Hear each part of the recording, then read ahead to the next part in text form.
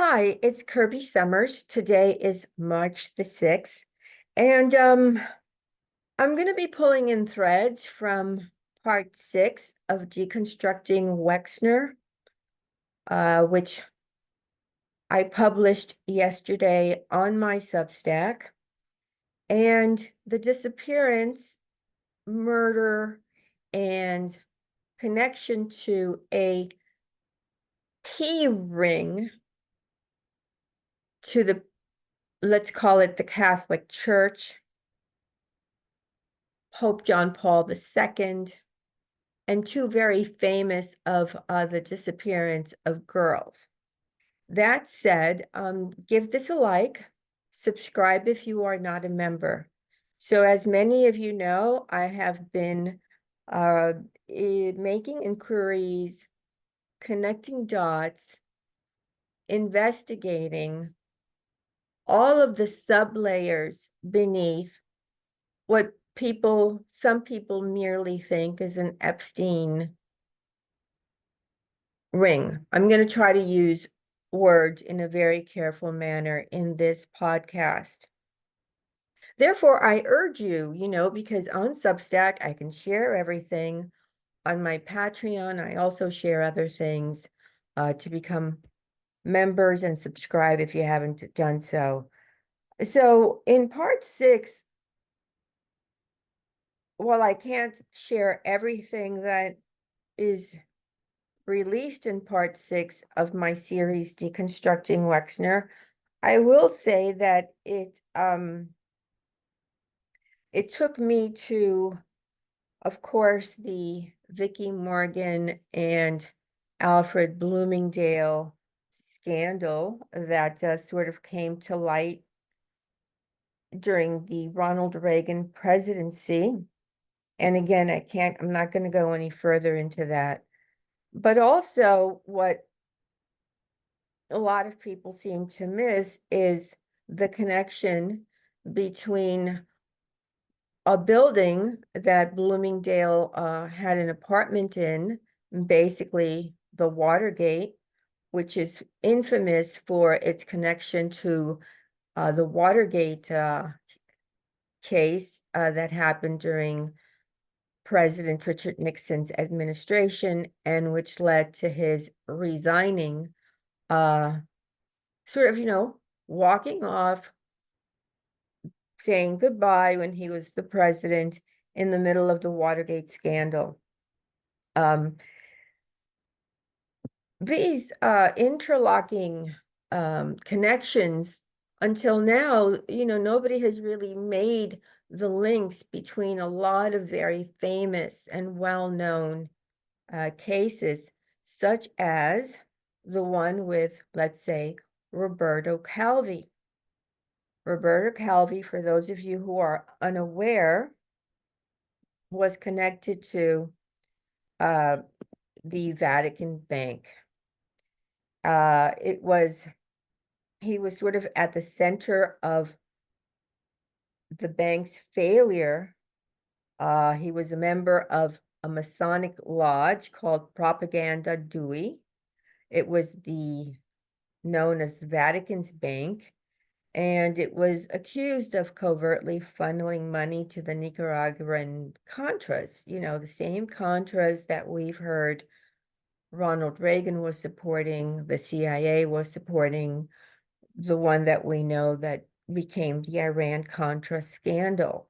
It's connected to Israel's Mossad because Israel's Mossad became the conduit for the transfer of arms. The bank that I was talking about is called, let's see if I can find it here in my notes, Banco Ambrosiano, which sort of through a series of complex corporations connects the Watergate building complex directly to the Vatican in Rome and to a very big scandal that erupted in 1982 with the collapse of Banco Ambrosiano. Roberto Calvi was found hanging from the scaffolding beneath Blackfriars Bridge in London on June 17, 1982. The police immediately said it was a suicide. However, the family never believed it was a suicide because he was Catholic, even though he was a crook. But I have to define crook for many people. A crook is the person who gets a better position. A crook is somebody, let's say, like Epstein, who has no morals and who rises through the ranks, becoming very powerful. That is how our system really operates. So that when I use the word crook, I mean it from our perspective, from your perspective, and my perspective. But according to them, these are the guys that get promoted. These are the guys that drive the fancy cars. These are the guys who own the very luxurious homes. And of course, they're going to have connections to the not just the intelligence agencies, but also to, let's say, the leaders of whatever country they're involved in. In this case, it was Italy. And of course, in Italy, what do we have? We have the Vatican, and this happened during the when John Paul II was the Pope. So what I want to just say right now is that the Masonic Lodge Propaganda Dui was set up basically as a shadow government for Italy, pretty much along the fascist lines of the 1960s and the 1970s. But it wasn't just, let's say, somebody like Roberto Calvi who was murdered and made to look like a suicide, but it included the 4 cabinet ministers, all 3 heads of Italy's intelligence organizations, 48 members of parliament, and hundreds of military officers, as well as some of the most prominent industrialists, bankers, and diplomats. In addition, they had high-level contacts in the United States. Among these were, of course, Ronald Reagan, George Bush, Alexander Haig, Henry Kissinger, and not least of all, CIA. The connection to the Roberti Calvi murder took me to several other instances of child abuse cases, and in particular, while I write about something connected with Scott Borgerson, who, as you know, was Ghislaine Maxwell's husband. She married him in 2014, and he sort of, like everybody else, stepped down from his position at Cargometrics, which he had founded. And basically, in the beginning days when he started the company with money from a very other important person who I go into in part 6, who was connected to all sorts of things. And his name has never even been brought up as it pertains to, quote, the Epstein, let's call it the Epstein saga, except that he's very well connected to it. He's been photographed with Ghislaine Maxwell. He's connected to child organizations. He's also connected to Glenn Dubin. Glenn Dubin, as all of you know, was alleged by Virginia to have been, quote, her tester couple. I'm going to leave it there. There's information you can find online. There's information you can find on all of my platforms regarding the Dubins. However, the Dubins also had a company named by something that was very that seemed familiar to me. I live in New York. I'm very familiar with Central Park, and it sounded to me like one of the companies set up by Glenn Dubin was named after somebody that had been honored in Central Park. So I did my due diligence. I followed up to see if indeed Dubin had named this particular company. After this, what I'm going to call a section of Central Park. And in fact, he did. However, that section in Central Park led to a case of child slavery in the 1850s in London.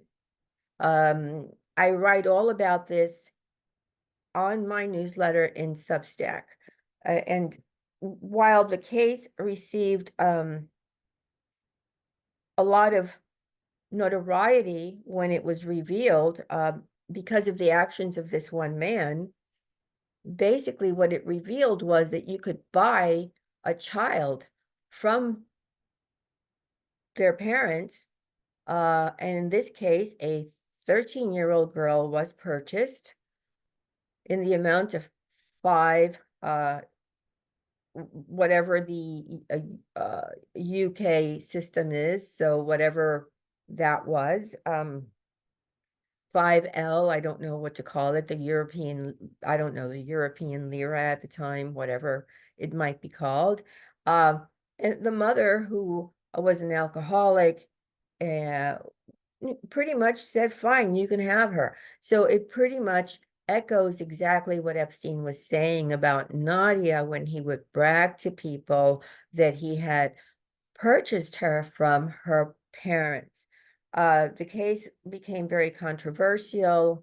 It was disclosed that, in fact, he did purchase this teenager because he was outraged that there was so much white slavery of children in the UK at the time, which frankly never stopped, right? Because what this guy was doing, and I write about this in part 6 of Deconstructing Wexner, what he was trying to do was raise the age of consent, as opposed to Alan Dershowitz, who has been working to lower the age of consent.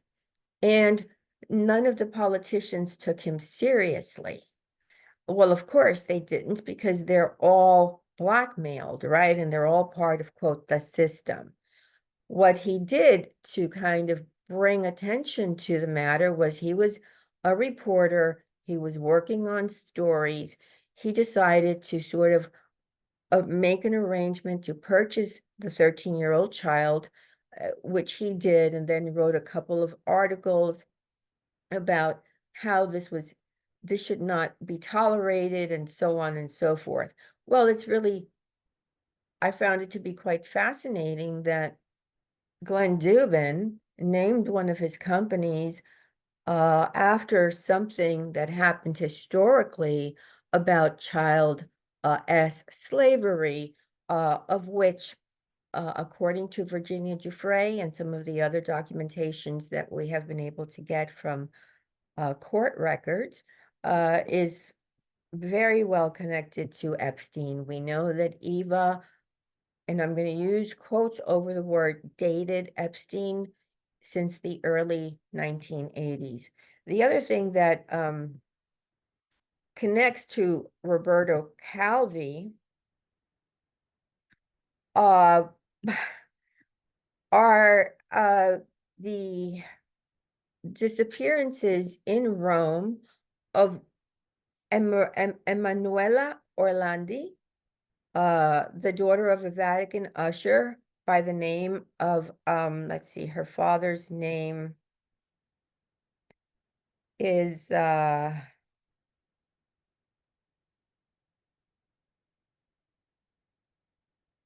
just want to try to get as much information in here as I can possibly get it. Well, you know what? I will find the name of her father. But Emanuela Orlandi, Netflix made a whole thing on Orlandi, except of course, they never really reveal the facts, as probably somebody who's diving into these cases can connect the case. She was 15 at the time of her disappearance. She lived inside the Vatican City, and her father was working in the papal residence of the Vatican in 1983. And oddly enough, her case connected to another teenager who disappeared 45 days before, on May 7th, 1983, was never found again. And so initially, what was thought to be two different cases became linked as being connected, however, and linked also to the Banco Ambrosiano, the Catholic bank, the Pope's bank, there's like a lot of stuff regarding the Catholic Archdiocese, Pope John Paul II, the murder of John Paul I, allegations of a P ring connected to John Paul II, and the disappearance of these two girls. So with Mirella Gregori, they claimed that, it's a mystery. It was a kind of a Vatican mystery. Her case, again, was linked to the disappearance of Emanuela Orlandi. And for years, quote, investigators have been chasing the trail of kidnapping on behalf of prominent figures in the Vatican government. Both cases have remained unsolved. Here's the thing, that the Vatican was in bed with these crooked bankers, which I write about in Deconstructing Wexner, Part 6, as well as with the mob in Rome. Well, one of the mobsters basically had a girlfriend by the name of Sabrina. And Sabrina knew all about the disappearance of Emanuela Orlandi.